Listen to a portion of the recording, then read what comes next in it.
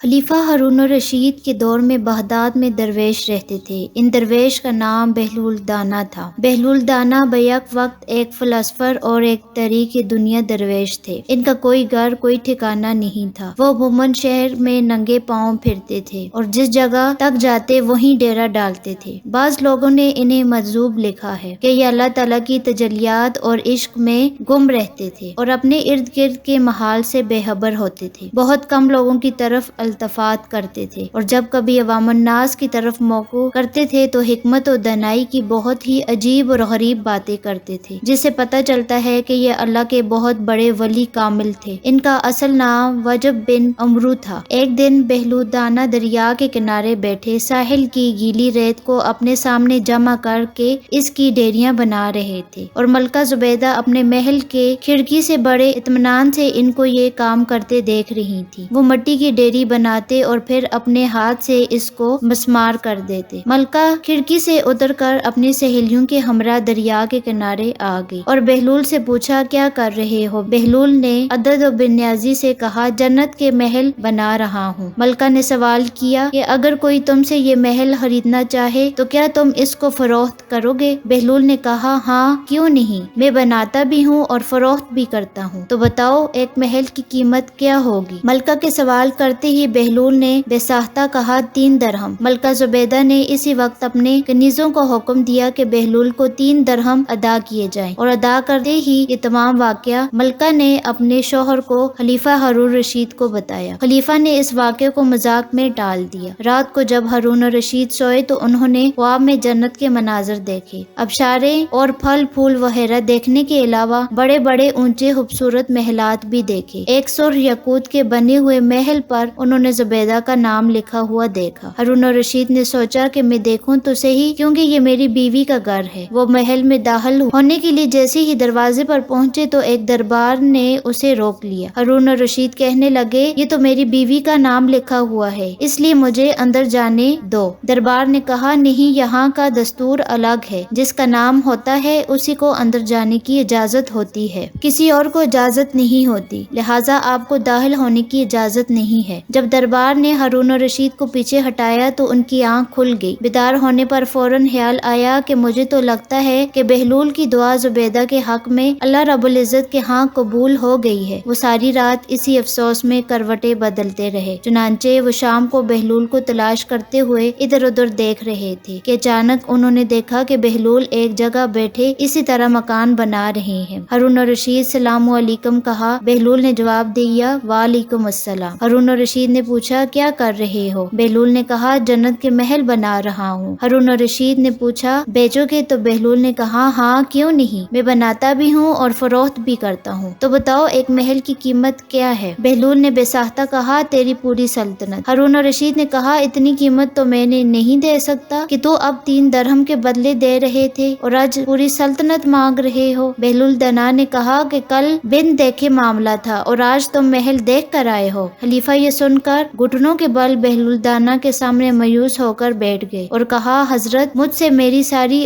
سلطنت لے لیں اور مجھے ایک محل دے دیں۔ جب بہلول دانا نے خلیفہ کی عاجزی دیکھی تو کہا کہ میں تمہاری سلطنت کا کیا کروں؟ اس دنیا کی محبت تو بہت سے گناہوں کی جڑ ہے، جاؤ اپنی سلطنت اپنے پاس رکھو، اس محل کو بھی تمہارے لیے 3 درہم میں فروخت کرتا ہوں۔ حضرت سیدنا سرشکتی رحمت اللہ فرماتے ہیں کہ ایک بار مجھے قبرستان جانا ہوا، وہاں میں نے حضرت سیدنا بہلول دانا رحمت اللہ کو دیکھا کہ قبر کے قریب بیٹھے مٹی میں لوٹ پوٹ ہو رہے ہیں۔ میں نے پوچھا آپ یہاں کیوں بیٹھے ہیں؟ جواب دیا کہ میں ایسی قوم کے پاس ہوں جو مجھے اذیت نہیں دیتی اور اگر میں غائب ہو جاؤں تو میری غیبت نہیں کرتی، میں نے رزق کی روٹی مہنگی ہو گئی ہے۔ تو فرمانے لگے اللہ عز و جل کی قسم مجھے کوئی پرواہ نہیں، اگرچہ 1 دنا دینار کا ملے ہم پر اس کی عبادت فرض ہے جیسا کہ ہمیں حکم دیا ہے، اور ہمارا رزق اس کے ذمے کرم ہے جیسا کہ اس نے ہم سے وعدہ کر رکھا ہے۔ ایک دن بہلول بازار میں بیٹھے ہوئے تھے کہ کسی شخص نے پوچھا کہ بہلول کیا کر رہے ہو؟ تو بہلول نے کہا بندوں کی اللہ سے صلح کروا رہا ہوں۔ اس شخص نے کہا پھر کیا بنا؟ بہلول نے کہا اللہ تو مان رہا ہے لیکن بندے نہیں مان رہے۔ کچھ عرصے بعد اس شخص کا ایک قبرستان کے پاس سے گزر ہوا تو دیکھا بہلول قبرستان میں بیٹھے ہیں۔ قریب جا کر پوچھا بہلول کیا کر رہے ہو؟ بہلول نے کہا بندوں کی اللہ سے صلح کروا رہا ہوں۔ हूँ। इस शख्स ने कहा फिर क्या हुआ? बहलूल ने कहा बंदे तो मान रहे हैं मगर आज अल्लाह नहीं मान रहा। बहलूल की दानाई के बहुत सारे किस्से हैं, बहुत सारे वाकयात हैं जिनसे जिंदगी की तमाम तर कीमती बातों का अंदाजा होता है कि इंसान अगर इन तमाम बातों पर अमल कर ले तो इंसान को किसी न किसी हद तक कामयाबी मिल सकती है। वाकया मशहूर है कि एक मर्तबा एक शख्स ने बहलूल से कहा, ए दाना बहलूल, मेरे पास कुछ रकम है, मुझे मशवरा दो कि मैं क्या खरीदूं कि इससे नफा हासिल कर सकूं। बहलूल ने इस शख्स को जवाब दिया कि रुई और लोहा खरीद लो। वो शख्स रुई और लोहा खरीद लेता है। इत्तेफाक से कुछ दिन में रुई और लोहे की कीमत बढ़ जाती है जिससे इस शख्स को काफी नफा हासिल होता है। वो शख्स दोबारा बहलूल के पास जाता है